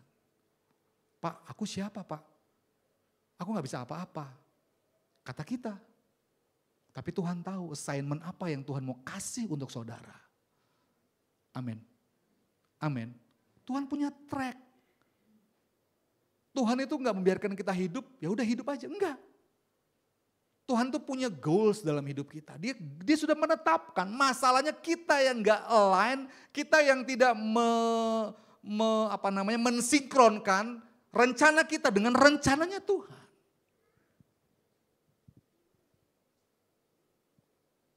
Saya kerja Bapak Ibu, setiap kali saya pindah kota, itu selalu kota yang tidak saya ingini. Penempatan pertama saya di Siantar. Saya orang Batak, masuk Siantar, saya takut. Ada orang Siantar, mohon maaf. Karena saya ketemu bidadari di Siantar. Istri saya. Oh iya betul, saya takut. Saya nggak tahu saya mau ngapain. Selesai tamat di Bandung, masuk Siantar, yang sama cuma dinginnya tok. Saya nggak enjoy. Ternyata Tuhan taruh saya di sana. Ada satu gereja dari gereja misi menjadi gereja cabang dan saya harus terlibat di situ. Keluar dari sana saya ditanya, Pak Rinaldo mau kemana? Jawaban paling mudah, saya bilang saya Medan, nggak dikasih. Digeser ke Pekanbaru. Ternyata Tuhan punya penugasan untuk saya di sana. Tahu-tahu saya dibilang, Bapak ke Jakarta, biasa orang daerah ke Jakarta takut kan gitu kan. Saya nggak mau, saya bilang nggak, saya enak di daerah aja. 2010 saya dipindahin ke Jakarta tanpa saya ditanya. Saya protes waktu itu. Kenapa saya nggak ditanya dipindahin? Karena lu bolak-balik ditanya, lu bolak-balik nolak. Udah, gak usah ditanya aja masih mending sekalian. Dipindahin sekalian. Tapi akhirnya saya tahu. Ada assignment dari Tuhan. Amin. Bukan hanya dalam pelayanan tapi juga dalam pekerjaan. Engkau jangan bedakan kehidupanmu Senin sampai dengan Sabtu dengan Minggu. Semuanya adalah totally menjadi satu di dalam kehidupan kita. Yang setuju dengan saya katakan amin. Jangan berpikir Senin sampai Jumat kita boleh cheating, kemudian hari Minggu kita kudus. Enggak ada kayak gitu. Sama semuanya. Menyelesaikan amanat agung tidak hanya berbicara di gereja, di marketplace pun menyelesaikan amanat agung. Sehingga sekarang kalau engkau belum tahu assignmentmu dari Tuhan apa, tanya sama Tuhan. Tuhan, tugasku ngapain? Tuhan mau apa dari aku? Pasti ada, pasti ada. Amin. Saudara belum terlibat pelayanan di tempat ini. Pak, saya nggak bisa khotbah, jangan jadi pengkhotbah. Nggak bisa jadi wali, jangan nyanyi. Nanti orang menjadi susah sendiri gitu kan. Jadi apa? Tuhan pasti kasih. Yang penting beri dirimu dulu untuk Tuhan. Poin ketiga, poin terakhir. Setelah Elia berseru sama Tuhan, apa yang Tuhan kasih? Kita lihat pada 2 Raja-Raja pasal yang kedua ayat 1 sampai dengan kedua sampai dengan yang ke-6. Tadi Bapak Ibu di 1 Raja-Raja 19 ayat 15 sampai 18, Elia dikasih tugas. Kamu harus mengurapi Hazael, mengurapi Yehu, mengurapi Elisa untuk menjadi nabi menggantikan engkau. Tapi Bapak Ibu, Elisa di sana bukan hanya seorang nabi yang akan menggantikan Elia, betul. Elia begitu diangkat ke surga, Elisa menggantikan Elia. Tapi bukan sekedar Elisa itu sebagai pengganti Elia, tidak. Tapi Elisa di sini adalah orang yang terus berjalan bersama-sama dengan siapa? Dengan Elia. Kita lihat ayatnya. 2 Raja-Raja pasal yang kedua, ayat 1, 2, dan 6. Ini cerita setelah Elia ketemu dengan Elisa. Menjelang saatnya Tuhan hendak menaikkan Elia ke surga dalam angin badai, Elia dan Elisa sedang berjalan dari Gilgal. Ayat yang kedua perhatikan baik. Berkatalah Elia kepada Elisa, baiklah tinggal di sini sebab Tuhan menyuruh aku ke Betel. Tetapi Elisa menjawab, demi Tuhan yang hidup dan demi hidupmu sendiri, sesungguhnya aku tidak akan meninggalkan engkau. Lalu pergilah siapa? Mereka ke Betel. Saudara di sini dikatakan pada waktu itu Elia dari Gilgal itu mau ke Betel. Kemudian dia bilang sama Elisa tunggu di sini ya. Aku mau ke Betel nih. Kamu tunggu aja di sini. Saudara hal yang sama kalau saudara lihat nanti 1 Raja-Raja pasal 19 ayat yang keempat. Pada waktu, ayat yang ketiga mungkin. Pada waktu dia bilang sama bujangnya, Elia bilang. Kamu tunggu di sini ya, aku mau masuk lagi nih ke padang gurun sehari perjalanan jauhnya. Di sana bujangnya ngapain? Diam. Oke, silakan Elia berangkatlah kira-kira gitu mungkin. Elia berangkat sendirian. Tapi hal yang sama pada waktu dia ngomong yang sama dengan Elisa, kamu tinggal di sini sebab Tuhan menyuruh aku ke Betel. Elisa menjawab apa? Demi Tuhan yang hidup dan demi hidupmu sendiri, sesungguhnya aku tidak akan meninggalkan engkau. Lalu pergilah mereka ke Betel. Elisa enggak ninggalin Elia. Elisa menjadi orang yang menjadi terus menemani Elia. Elisa menjadi counterpartnya Elia. Dia menemani Elia, menjadi teman sepelayanannya. Ayat yang ke-6, berkatalah Elia kepadanya, baiklah tinggal di sini saja sebab Tuhan menyuruh aku ke sungai Yordan. Jawabnya, demi Tuhan yang hidup dan demi hidupmu sendiri, sesungguhnya aku tidak akan meninggalkan engkau. Lalu dikatakan apa? Berjalanlah keduanya. Sampai di Betel, kemudian Elia ngomong lagi sama Elisa, sekarang aku mau ke sungai Yordan disuruh Tuhan. Udah kamu tunggu aja di Betel. Aku mau ke sungai Yordan. Elisa menjawab dengan hal yang sama, gak bisa Elia. Aku tuh sama-sama kamu. Demi Tuhan yang hidup dan demi hidupmu sendiri, aku tidak akan meninggalkan engkau. Bapak Ibu, Elia setelah berseru sama Tuhan, dia dapat Elisa, orang yang akan berjalan bersama. Sehingga sekarang pertanyaan gini Bapak Ibu, siapa yang berjalan bersama dengan kita? Siapa Elisa dalam kehidupanmu? Kalau engkau suami istri, maka Elisa itu adalah suamimu dan istrimu. Tidak mungkin seorang suami cari Elisa yang lain di luar istri, gak bisa. Pak, tapi ini hanya untuk rohani, gak bisa. Kalau engkau mau mencari Elisa yang lain, bareng-bareng dengan suami dan istri, cari Elisa yang lain, boleh. Tapi jangan masing-masing cari Elisanya, kata nenek itu berbahaya. You know what I mean dengan berbahaya?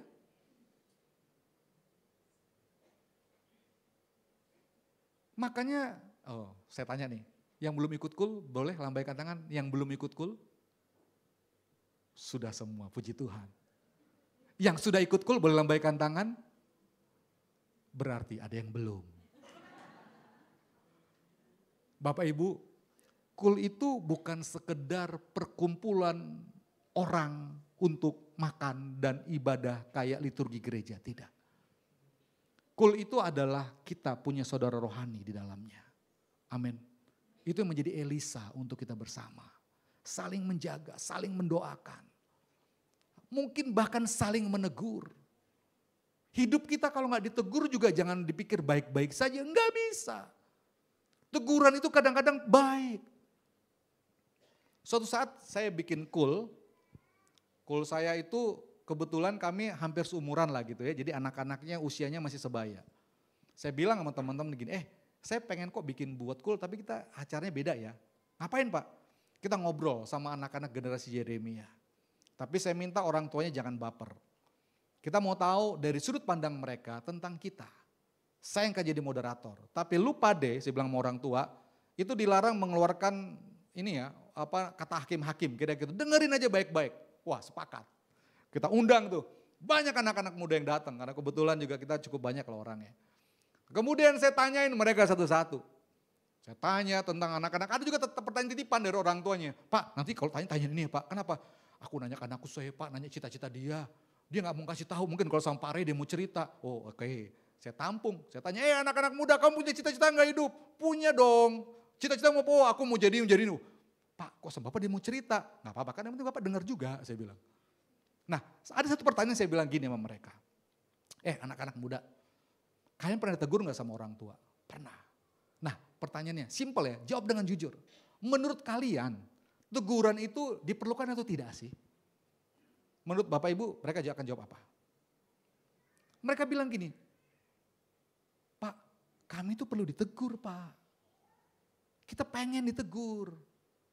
Tapi tolong kalau negur itu aktual. Maksudnya aktual? Ya misalkan salahnya A, ya diomongin yang A dong Pak. Jangan masa lalu dibawa-bawa sampai sekarang Pak, itu yang bikin bete. Tahu orang tua? Anak-anak kita pengen ditegur ternyata. Mereka tahu teguran itu perlu. Tapi kalau lagi negur masalahnya sekarang, ya udah ini yang ditegur. Jangan masalah dari zaman Adam dan Hawa digeret-geret sampai zamannya Matius, Markus, Lukas, Yohanes. Kayaknya kok gak selesai ini masalah. Amin. Amin. Mau jadi Elisa untuk anak-anakmu? Amin. Mau jadi Elisa untuk anak-anakmu? Suatu saat saya ditelepon sebuah keluarga dari pulau lain. Dia telepon saya. Dia punya masalah dengan keluarganya, suami istri. Dia lagi bertengkar hebat. Memutuskan mau bercerai. Dia tanya saya, Pak dosa gak saya kalau saya cerai? Pendeta dijawab gitu kan, tanya gitu kan, saya jawabnya harus hati-hati kan. Aduh, masalahnya cukup berat, saya akui masalahnya cukup berat. Saya bilang begini, kamu doa deh. Ada dua hal yang kita sepakati pagi hari ini. Satu, pengampunan itu sifatnya tidak terbatas. Sepakat? Sepakat. Kedua, apa yang disatukan Tuhan tidak boleh diceraikan manusia. Sepakat enggak? Dia diem.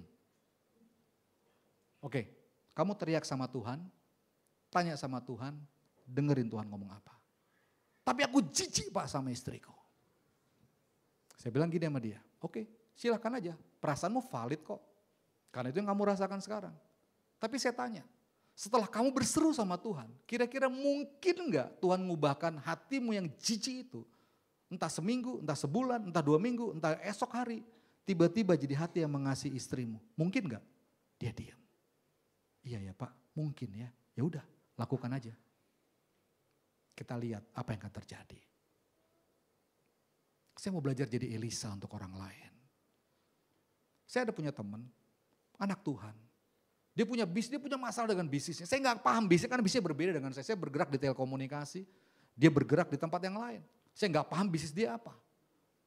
Dia selalu kalau dia WA saya sudah tahu ini pasti orang ngajakin ketemu. Ya udah, oh ya Pak ketemu, kita ngopi.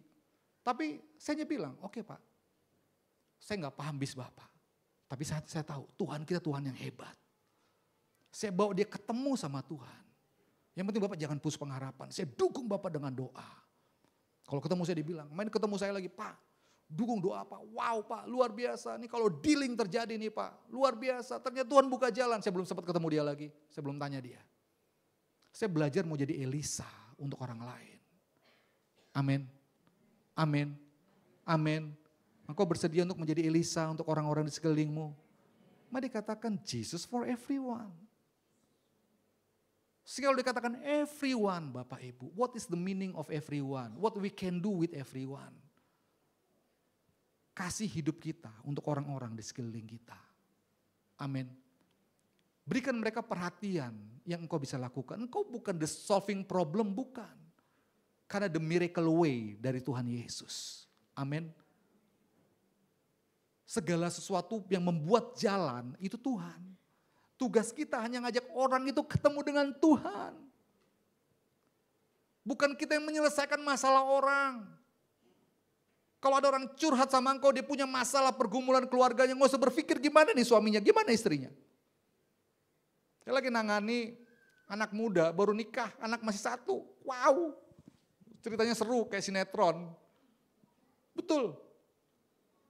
Karena saya panggilin satu-satu, kemarin saya udah ketemu sama suaminya, sejak ngobrol gitu kan. Saya bilang, oke ya, kamu harus balik sama istrimu kembali.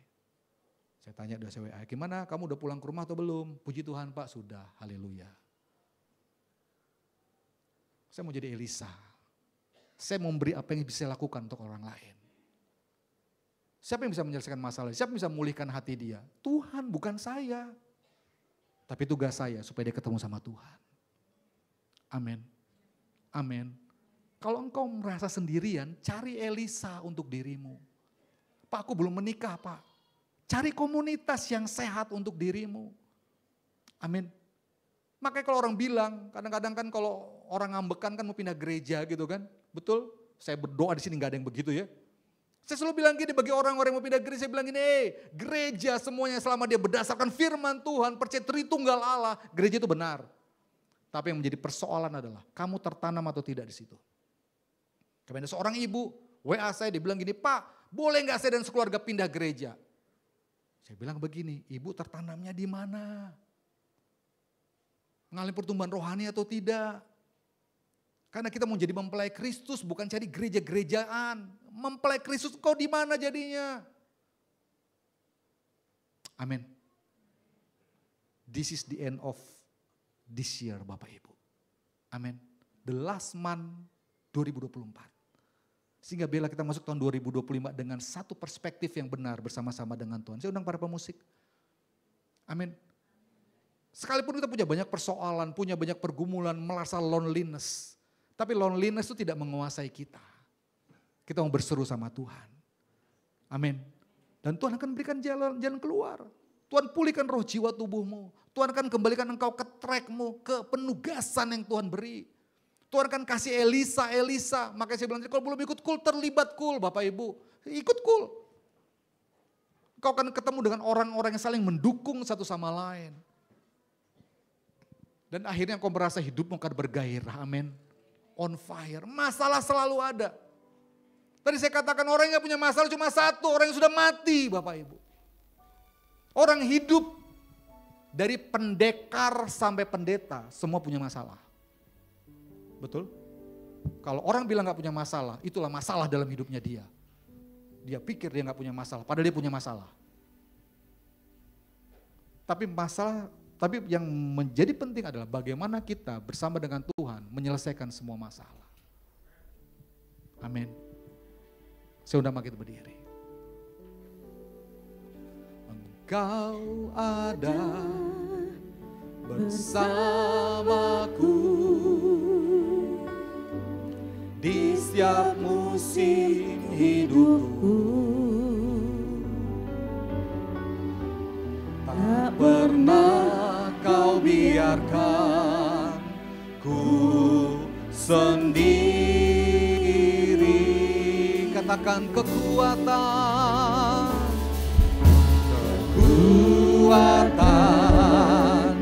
di jiwaku adalah bersamamu.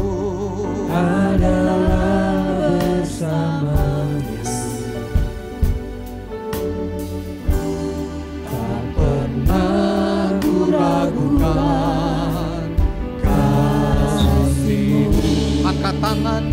katakan dengan iman. Bersamamu Bapa, ya Bapa, ku lewati semua. Tuhan,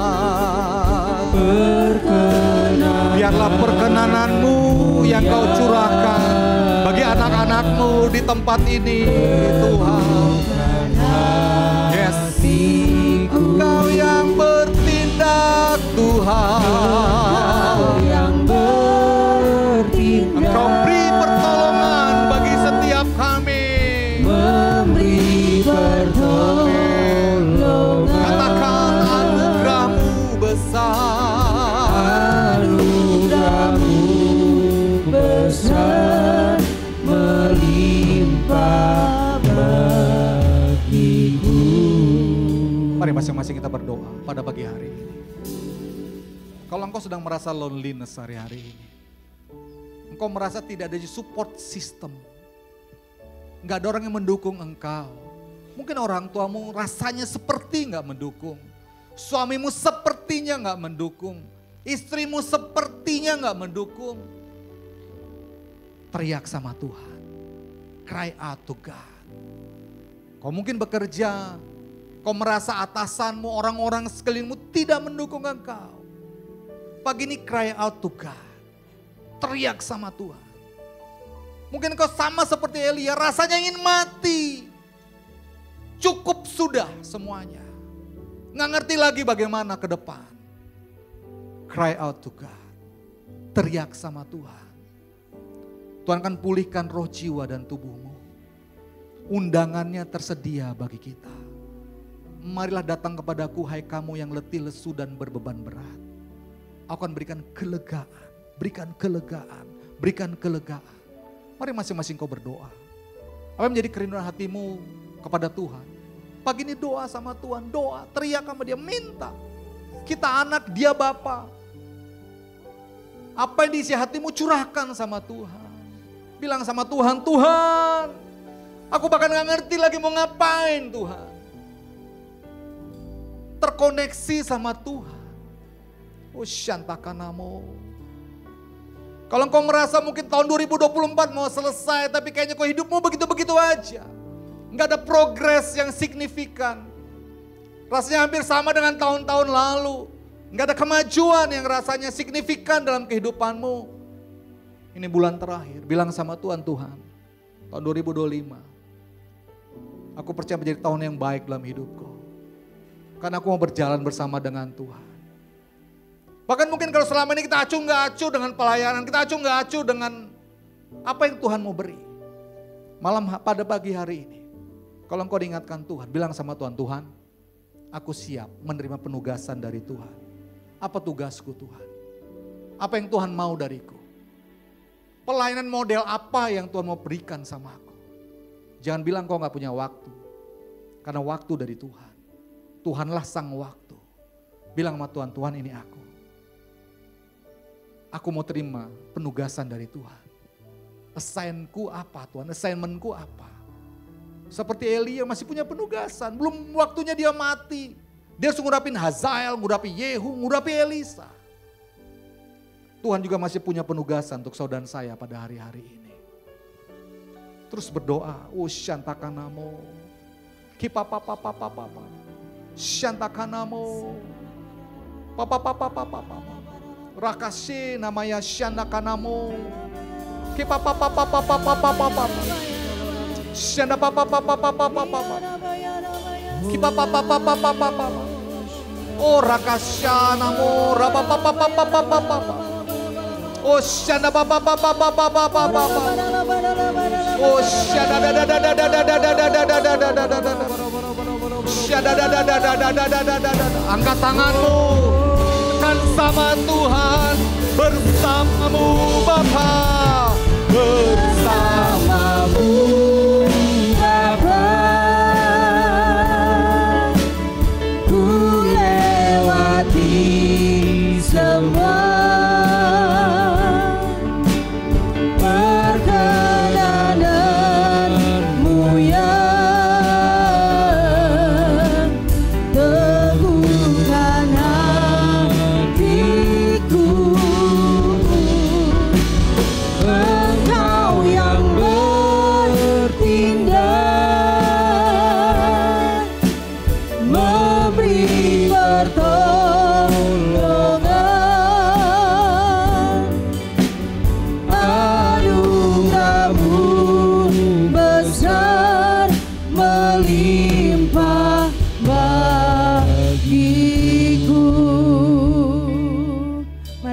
tangan kita kepada hambanya.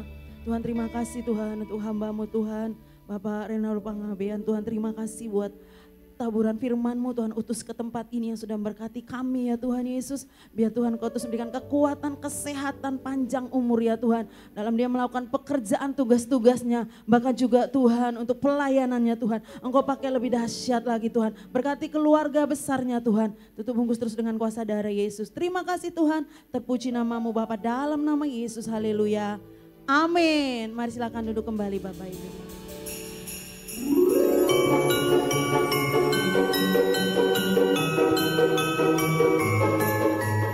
Pengumuman Minggu 1 Desember 2024. Haleluya. Ibadah ucapan syukur ke-33 GBI Rayon 3 diadakan pada hari Kamis 5 Desember 2024 pukul 7 malam dengan dilayani oleh Gembala Pembina, Pendeta Dr. Insinyur Niko Nyoto Raharjo.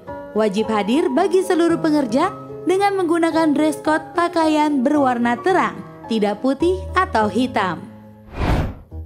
Doa puasa bersama dimulai pada tanggal 30 November hingga 9 Desember 2024. Puasa ini wajib bagi seluruh pengerja Rayon 3. Jemaat dihimbau untuk turut mengambil bagian. Jenis puasa bebas dan kami mengajak untuk lebih sering naik menara doa.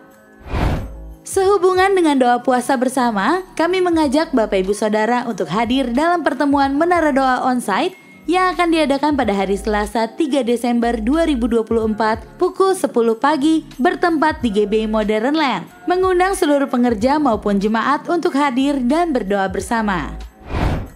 Telah dibuka penerimaan siswa baru tahun ajaran 2025-2026 PAUD dan SD Bangkit Generasi. Kami berkomitmen untuk mendidik anak-anak berdasarkan kebenaran firman Tuhan yang memiliki karakter Kristus dan hidup dipimpin oleh Roh Kudus. Informasi pendaftaran dapat melalui nomor 0877 3004 1986. Ini saatnya memberi. Haleluya. Mari menabur bagi rumah Tuhan. Persembahan dapat diberikan melalui amplop dan kris yang tersedia. Tuhan Yesus memberkati. Shalom. Bapak Ibu diberkati dengan firman Tuhan. Haleluya, puji Tuhan. Atas nama Gembala, pengerja dan jemaat GBI Tiga Raksa mengucapkan terima kasih kepada hambanya Bapak PDM Renaldo Pangabean yang sudah memberkati kami dengan firman. Tuhan berkati berlimpah-limpah. Kami mau menyambut bagi Bapak Ibu hari ini baru pertama kali beribadah tempat ini, bisa lambaikan tangan kalau ada. Ada yang baru pertama kali beribadah di tempat ini, bisa lambaikan tangan kalau ada. Haleluya, puji Tuhan. Kita lihat, kita perhatikan ada beberapa pengumuman dan yang pertama yaitu tetap dukung dan doakan kalau hari ini Bapak Gembala kita melayani di GBI Regensi 2.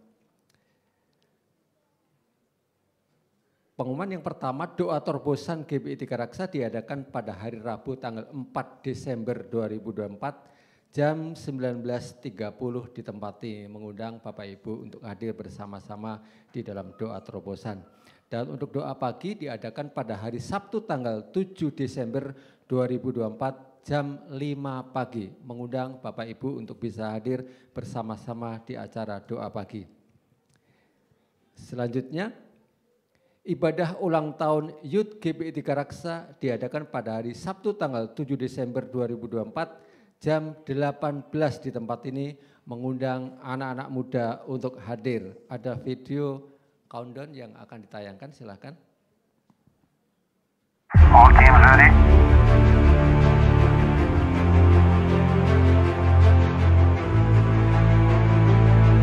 We're ready to dance, aren't we?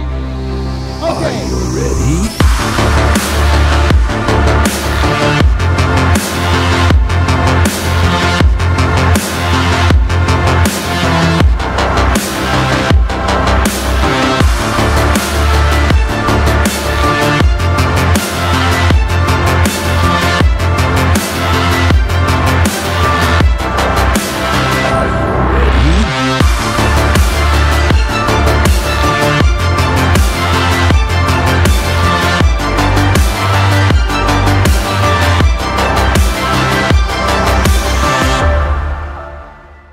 Ya, terima kasih media. Untuk minggu depan, tanggal 8 Desember 2024, kita akan merayakan perayaan Natal di tempat ini, sekaligus ulang tahun GBI Tiga Raksa yang ke-27. Ibadah hanya 2 kali ibadah. Yang pertama yaitu jam 7.30 dan yang kedua yaitu jam 10.30. Khusus untuk pagi, karena pagi itu biasanya para pengerja itu doa persiapan terlebih dahulu, jadi mohon maaf untuk jemaat yang masuk pagi, pintu dibuka pukul 7.15. Jadi sebelum para pengerja selesai doa persiapan, jemaat mohon untuk tunggu di luar terlebih dahulu. Dan bagi Bapak Ibu yang ingin memberikan janji iman, masih terbuka untuk itu bisa menghubungi kepada para pelayan di tempat ini. Dan Natal Anak Sekolah Minggu GBI Tiga Raksa diadakan pada hari Sabtu tanggal 14 Desember 2024. Kita lihat ada videonya. Halo, salam. Salam, mau ibadah? Iya. Ini kelas berapa? Kelas 3. Ini dari bayi sampai kelas 10. Ayo ikut. Halo Kak. Halo. Kenalin, ada teman baru. Siapa namanya? Perkenalkan dong. Nama saya Clarencia, kelas 3. Oh, namanya Clarencia teman-teman. Yuk sapa yuk. Halo Clarencia. Kak, lagi ngapain? Kita lagi latihan Natal. Natal kapan? Natalnya Sabtu 14 Desember. Datangnya jam 3 sore. Jangan lupa pakai baju ungu. Oke. Udah, kita latihan yuk. Kita nyanyi. Tuhan Yesus hebat. Bisa ya? Yuk, 1, 2, 3. Yesus hebat. Iya, terima kasih. Saya mau jelaskan sebentar mengenai perayaan Natal kita nanti pada tanggal 8 itu untuk yang dewasa. Jadi Bapak Ibu nanti akan diberikan gelang. Gelang itu ada tercantum nomor. Nomor nanti akan kita pakai untuk door prize. Sekaligus gelang itu tidak boleh lepas dari tangan kita, karena itu untuk ambil konsumsi sekaligus ambil souvenir. Jadi nanti Bapak Ibu ketika masuk di pintu bawah akan dibagikan gelang dan akan dipakaikan kepada Bapak Ibu. Jangan sampai terhilang atau terlepas ya. Dan selanjutnya pemberkatan nikah di tempat ini akan diadakan pada hari Sabtu 14 Desember 2024 untuk pernikahan Saudara David Karyadi dengan Eklesia Zela. Dan hari ini kami mengajak bagi Bapak Ibu untuk memberikan persembahan umum, persembahan untuk perawatan gereja. Dan apabila di antara Bapak Ibu hari ini datang untuk membalikan perpuluhan, bisa maju ke depan untuk dimasukkan di kotak yang ada di depan. Sebelumnya kita persiapkan persembahan kita dan kita berdoa. Segala puji syukur Tuhan, kami mengucap syukur, segala kebaikan, kemurahan, bahkan karya-Mu yang luar biasa terjadi di kehidupan kami, atas tuntunan firman-Mu yang sudah memberkati kami ya Tuhan. Terima kasih Tuhan, terima kasih kembali berkati hamba-Mu ya Tuhan, Bapak Renaldo Panggabean ya Tuhan, di dalam pelayan, di dalam pekerjaan, di dalam keluarga, dimanapun hamba-Mu ini berada, bila kasih Tuhan menyertai hamba-Mu Tuhan. Terima kasih Tuhan kalau sebenarnya kami memberikan persembahan umum, persembahan perawatan gereja, bahkan kalau umat-Mu hari ini datang dengan mengembalikan perpuluhan, kami terlalu percaya Kau bukakan tingkap-tingkap langit untuk memberkati umat-Mu sampai berkelimpahan. Terima kasih Bapak, kami siap menabur di dalam nama Tuhan Yesus. Kita sama-sama katakan amin. Segala pujian dan syukur hanya bagimu Yesus. Dengan apakah ku balas kasih-Mu? Segala hormat dan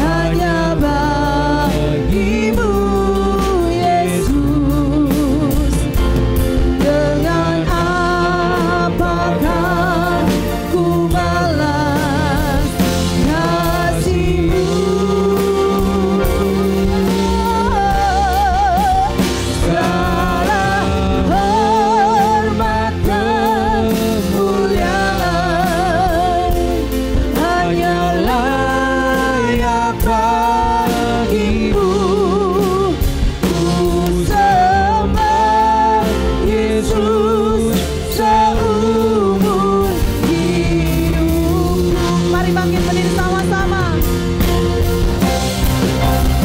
Kiranya Engkau memberkati aku berlimpah-limpah dan memperluas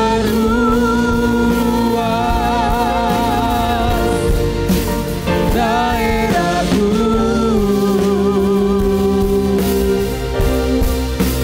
Dan kiranya tanganmu menyertai aku dan melindungi aku Daripada malapetaka, sehingga kesakitan tidak menimpa aku, sehingga kesakitan tidak menimpa aku, sehingga kesakitan tidak menimpa aku. Berikan kemuliaan bagi Tuhan. Katakan haleluya. Haleluya. Terima kasih Bapak, ibadah kedua ini Tuhan boleh pimpin. Diberkatilah terus tubuh jiwa roh kami kuat, sehat, sempurna. Mari Bapak Ibu Saudara arahkan hatimu, angkatlah kedua tanganmu. Pulanglah, bawalah berkat yang berlimpah-limpah dari Bapa. Tuhan kita Yesus Kristus, persekutuan Roh Kudus yang manis menyertai, memberkati hidupmu. Rumah tanggamu diberkati Tuhan. Ada damai sejahtera, sukacita, pekerjaan, usaha, bisnis, kuliah, sekolah anakmu dibuat Tuhan berhasil. Mulai siang hari ini, besok, lusa, sampai kekal. Sampai Tuhan Yesus datang kembali menjemput kita dalam permai. Bahkan sampai untuk selama-lamanya. Prajurit Tuhan sama-sama katakan amin. Terima kasih, Tuhan Yesus memberkati. Selamat hari Minggu.